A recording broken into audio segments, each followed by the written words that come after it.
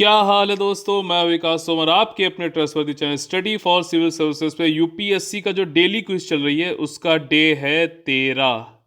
ठीक, और ये आप लोग के लिए लकी नंबर हो जाए इसके लिए आप लोग क्या कर सकते हैं, इन नंबरों पे ज्वाइन करते हुए कॉल करते हुए आप हमारा जो क्रैश कोर्स चल रहा है जहां पर कंटिन्यूअस हैंड होल्डिंग एक्सरसाइज होती है, सारे डाउट्स आपके क्लियर किए जाते हैं, 1 to 1 पर्सनल गाइडेंस आप लोग मिलता है। फुल पेड ग्रुप ज्वाइन करने के लिए यहाँ पर 13,000 की फीस है और सिर्फ टेस्ट सीरीज जो है आपको यहाँ पे 5,000 देने के 15 न्यू फुल लेंथ टेस्ट मिलेंगे, मतलब कि 100 क्वेश्चन के होगा। ठीक, 21 जून से चालू है, आप लोग जल्द से जल्द इसको ज्वाइन कर सकते हैं 4 अक्टूबर वाले यूपीएससी प्रीलिम्स को क्लियर करने के लिए। ठीक है, ऑल द वेरी बेस्ट है उसके लिए अभी से ही।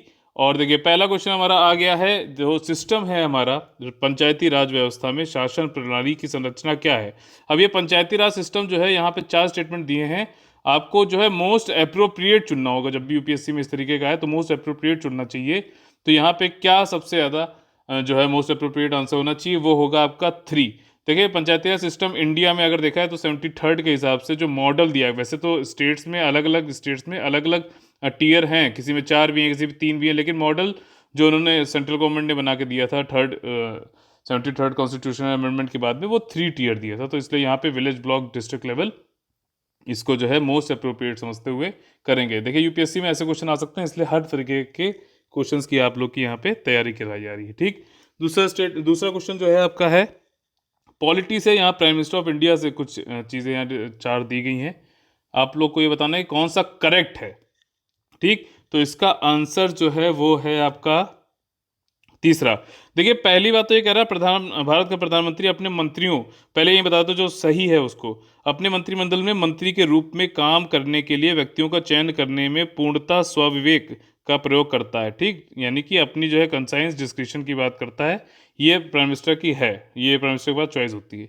पहला जो है उसमें कहा गया है कि मंत्रियों को केवल उन लोगों में चुनने की स्वतंत्रता जो संसद के किसी भी सदन के सदस्य हों। ऐसा बिल्कुल नहीं है। जैसे कि आपने देखा जयशंकर जी जो है किसी भी सदन, मतलब लोकसभा राज्यसभा किसी के मेंबर नहीं थे, लेकिन उनको फिर भी मिनिस्टर ऑफ एक्सटर्नल अफेयर्स बनाया गया है।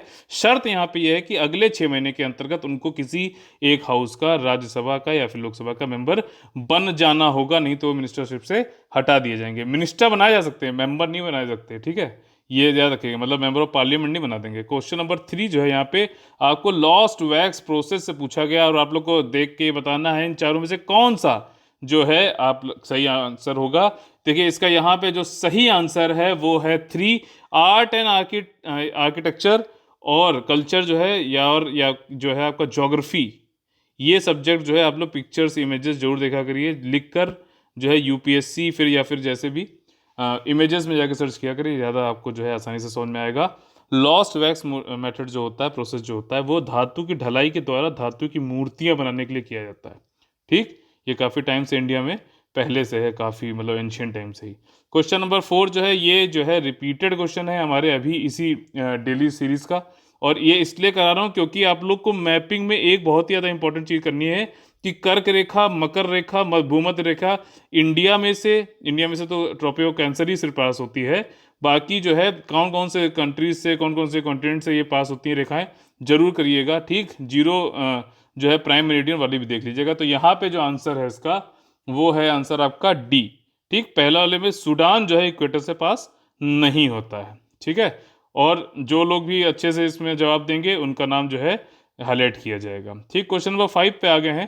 क्वेश्चन नंबर 5 में देखिए यहाँ पे बलुआ अवसादी चट्टानी या फिर सेडिमेंट्री रॉक की बात हो रही है, बलुआ पत्थर की नहीं, अवसादी चट्टानी यानी कि सेडिमेंट्री रॉक से रिलेटेड कुछ 3 स्टेटमेंट दिए गए हैं। करेक्ट आप लोग को उससे पूछा गया है, आप लोग को देखना है कि कौन कौन से इसमें जो है आपके ऑप्शन सही, कौन सा ऑप्शन सही होगा। देखिए सी ऑप्शन सही होगा, तीनों ही स्टेटमेंट सही हैं। अवसादी चट्टानों के निर्माण से पहले से मौजूद चट्टानों का अपक्षय यानी कि वेदरिंग शामिल होता है। जो पहले से एग्जिस्टिंग है उसके वेदरिंग होगी, जिससे जो फॉर्मेशन होगा किसका, अवसादी चट्टानों का। Sedimentary rocks are found at the earth surface by hydrological system, पानी का इसमें महत्व होता है। हाइड्रोलॉजिकल सिस्टम जो है, तो वो जैसे कि बारिश हुई फिर वो एटमॉस्फेयर में गया, पहले एवापोरेट हुआ, एटमॉस्फेयर में गया, फिर बारिश हुई, फिर ज़मीन पे आया, फिर ओशन में गया, इस तरीके से पूरा सिस्टम होता है। ठीक, तो उसका भी काफ़ी इसमें रोल रहता है। सेडिमेंट्री रॉक कंटेन, इसमें फॉसिल्स, जीवावशेष और जीव अवशेष और आपके परतों में पाए जाते हैं, लेयर्स में होते हैं। तीनों स्टेटमेंट यहाँ पे सही हैं। यहाँ पे इससे रिलेटेड कुछ इन्फॉर्मेशन है, पॉज करके पढ़िएगा। ग्रेनाइट किस तरीके का है? ग्रेनाइट किस तरीके का रॉक है? इग्नियस है, सेडिमेंट्री है, मेटामॉर्फिक है, कौन सा है आप लोग बताइए। क्वेश्चन नंबर 6 में यहाँ पे फिजिकल रिस्पॉन्सिबिलिटी और बजट मैनेजमेंट 2003 वाले से रिलेटेड बात हो रही है, अमेंडमेंट वाली बात नहीं हो रही। तो उस तरीके से 3 स्टेटमेंट यहाँ पे दिए गए हैं, ट्रू पूछा गया। आप लोग को बताना है कि इसका सही आंसर क्या होगा, और इसका जो सही आंसर है वो है ए। देखिए पहला स्टेटमेंट तो सही है कि सेंट्रल गवर्नमेंट ने ये कहा था कि भाई 3% तक जीडीपी के फिजिकल डेफिसिट को रोक हमें लाना है, ठीक। 3% तक इंडिया में, जो कि डेवलपिंग इकोनॉमी, फिजिकल डेफिसिट अगर 3% तक भी रहता है तो ठीक है। लेकिन यहाँ पे सेकंड स्टेटमेंट जो ये कह रहे हैं कि need to cut fiscal deficit by 3% of GDP each year and cut the revenue deficit by 5, नहीं, ये गलत है। 5 ये 4 नहीं होगा, 4% नहीं होगा, ठीक। और यहाँ पे तीसरा स्टेटमेंट जो है, increase in actual deficit beyond the target are allowed only on the basis of social expenditure. भाई इस डेफिसिट के ऊपर जैसे आप कम करना चाह रहे हो, लेकिन किसी कारणवश, वो कौन सा कारण है जिसकी वजह से आप इसको ऊपर भी रख सकते हो 4 पे 5 पे, तो वो सोशल एक्सपेंडिचर नहीं है कि आप सोशल स्कीम ला रहे हो, वो है नेशनल सिक्योरिटी और नेचुरल क्लैमिटी, ठीक। जैसे कि अभी आई हुई है आपकी कोरोना वायरस, अब जैसे तूफान उफान आते रहते हैं, उसमें भी कर सकते हो। कोरोना वायरस वाला इसमें एग्जाम्पल चल जाएगा। यहाँ पे कुछ इन्फॉर्मेशन थी, पॉज करके पढ़ लीजिएगा। क्वेश्चन नंबर 7 जो है, इसमें जो है इंडस, वही एंशियंट इंडियन हिस्ट्री से क्वेश्चन है, और यहाँ पे करेक्ट पूछा गया। आप लोग बताना है कौन सा आंसर यहाँ पे सही होगा, कौन सा ऑप्शन आपका सही होगा। सी ऑप्शन सही होगा। देखिए यहाँ पे मोहनजोदड़ो नगर की खुदाई करते समय मिट्टी के 6 स्तर प्राप्त हुए, 6 नहीं 7 पाए गए। क्या होता है कि कोई एक जमीन थी, फिर उसके बाद कई सालों में क्या होता है, उसके ऊपर मिट्टी जमने लगती है, अलग अलग टाइप से मिट्टी जमती गई। तो इतनी जब खोद के, जो 7 लेयरों को खोद के जो है जब गए, तब ये इंडस वैली सिविलाइजेशन का ये मिला है, मोहनजोदड़ो और ये सब जो है, ठीक है। तो ये यहाँ कहना चाह रहा है। सराकी गढ़ी जो है सेकंड लार्जेस्ट साइट है इंडस वैली सिविलाइजेशन की, क्या ये सही है? हाँ सही है। और फर्स्ट कौन सी, आप लोग को कमेंट करके बताना है। जो एक डांसर की जो है आइडल मिली थी वहां पर मोहनजोदड़ो को, वो प्रोटो ऑस्ट्रोलाइट्स स्पीशीज से रिलेटेड है। लोथल में 3 पेयर ऑफ मेजोलियम पाए गए हैं, ये भी बिल्कुल सही है, ठीक। इस तरीके से हम लोग पहुंच गए अब क्वेश्चन नंबर 8 में। क्वेश्चन नंबर 8 जो है आपका, देखिए यहाँ पे ये एक झन्नाटा क्वेश्चन है। इस तरह के क्वेश्चन पे आप बिल्कुल मत भागिएगा, ऐसे क्वेश्चन भी जानबूझ के दिए जा रहे हैं, ठीक। ताकि ऐसे क्वेश्चन आपको दिखें, तो अगर प्रीवियस ईयर क्वेश्चन लगा रहे हो जैसे भी कहीं पे भी, तो आप सोचो यार यही सब मैं अब रट डालूंगा, नहीं।